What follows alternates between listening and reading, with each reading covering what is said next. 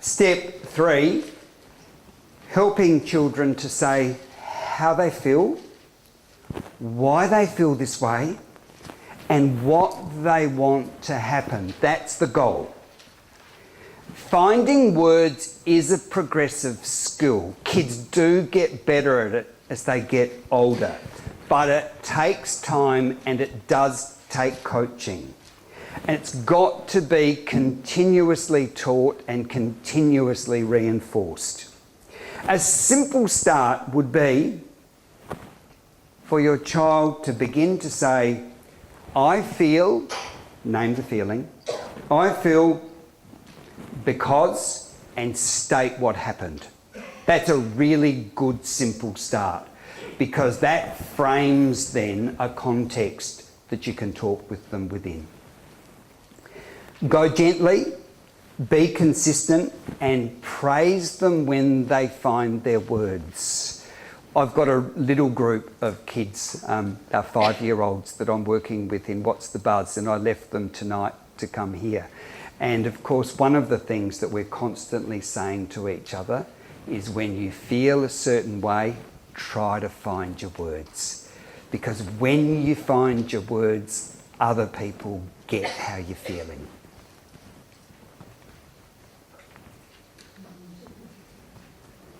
Oh, interesting. Emoticons. This is a really powerful tool for children to express their feelings through. It's an ideal thing to use. It's another way for us to listen to them and for them to know we're wanting to understand how they feel.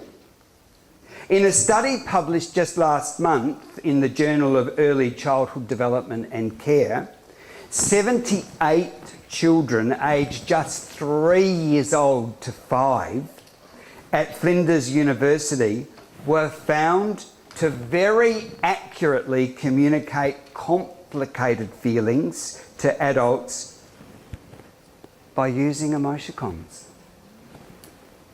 The researcher, Jenny Fain, proved that the children were able to use 18 emojis to express their feelings.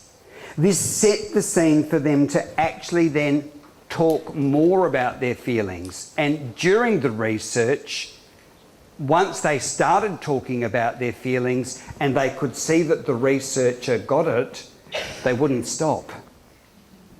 The researcher believes there's huge scope to use these at home, in schools, to support the well-being of kids, particularly for those on the autism spectrum, in child protection curriculums, and for children to communicate their feelings with a range of professionals.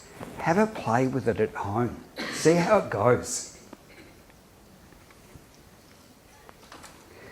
Have conversations with your kids about when certain kinds of feelings are likely.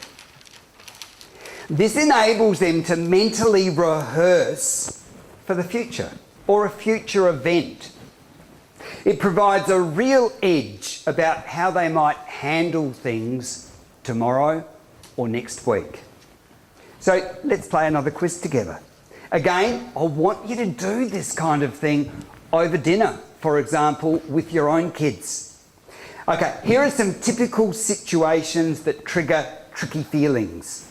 I'll say a situation, then can you give me the likely feeling or feelings that would pop up in this situation? You ready? Okay. Wanting what somebody else has. Jealousy. Okay, well done. Okay. Not being allowed to have something you feel you have every right to. Oh, I like that. Frustration. Excellent. Having someone take your things. Annoyed would be a great one. Being hit or hurt by somebody. Upset's good. Actually, it could be puzzled or very confused by what's happened. Cross is good too. That's great.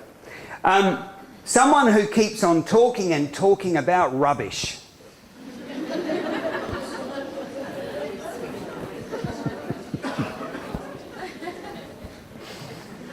What do you reckon? Maybe annoyed? Bored? Yeah, bored. Okay. Playing with somebody who has everything. Go back to jealous. Okay. Having to do what you don't want to do. That's a good one for frustration. Yes. Being left out of a group. Sad. Lonely. Yeah. Isolated. Being teased and being made fun of. Embarrassed is good. Maybe humiliated. Okay, you've done really well. But that was a group activity, and I'm sorry you can't have any what's the buzz pens for that. But you were very good. And if you want to ramp things up, try this with your kids. So you've been playing at a friend's house all day. Oh, it's a big and shiny house. And your friend has just like heaps of great stuff. When you arrive home, you have two feelings. What are they? And why have you got them? Anybody want to try it? What two? Yeah, okay, give it a shot. Jealousy and frustration. Oh, jealousy. They've got all this stuff that you haven't got. Frustration, you're likely never to get it. Okay. And why?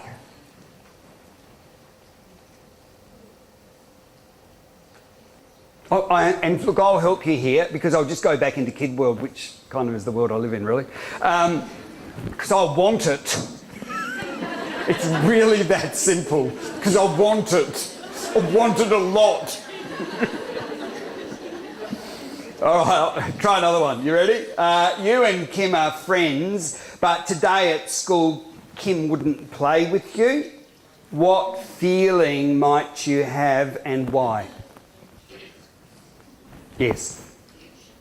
Actually, confusion's a great feeling to have for this one. Why? What's your hypothesis? Yeah, maybe you're worried that you did something. Yes. Teach kids to make hypotheses so that there's a sense about feelings, there's a sense about what people do. And it doesn't matter if you don't always get the right answer in terms of a hypothesis. You're trying to create a sense about understanding things. Today, you can't stop smiling. What three feelings might you have? I'm in love. Ah, I'm loving that. Okay, that's number one, in love. What's a simple one that goes with a smile? I know, it's much easier working with kids.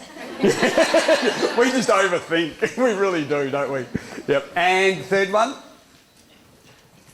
Oh, that's nice. That's really nice. Yep, excitement. And why? Could be because we're in love. That's exactly what I was thinking when I wrote it. Okay.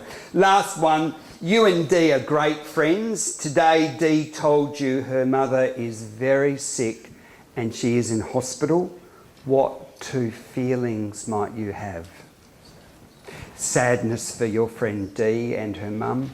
Scared for your own mum. Actually, that's a really good one. Scared for your own mum, because when we see vulnerabilities in others, we do reach a certain age and we know that that consistency might be the same. Yeah, okay. Well done. Oh, and why?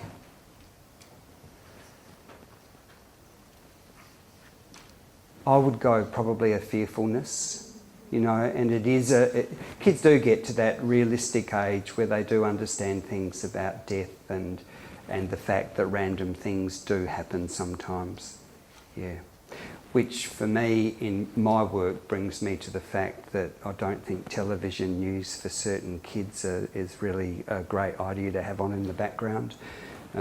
it often delivers for some of our very sensitive kids, and really for kids that aren't sensitive, too much information too quickly that they just don't need to be a part of.